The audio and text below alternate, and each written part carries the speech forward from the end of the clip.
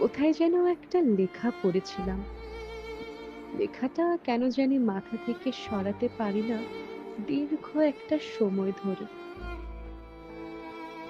তোমাকে একজন পেয়েছে মানে আরেকজন কি বীভৎস ভাবেই না তোমাকে হারিয়েছে। লেখাটা খুব ছোট, কিন্তু পৃথিবীর সমান বিশাল কথাটার গভীরতা।